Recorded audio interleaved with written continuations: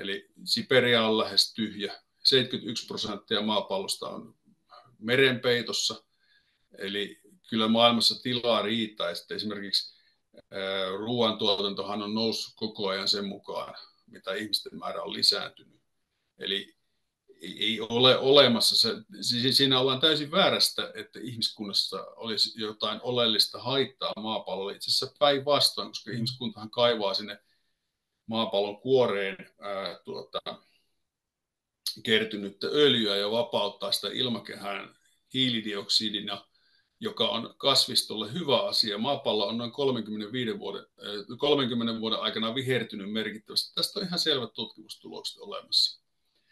Ja Eli vihreä siirtymä toimii.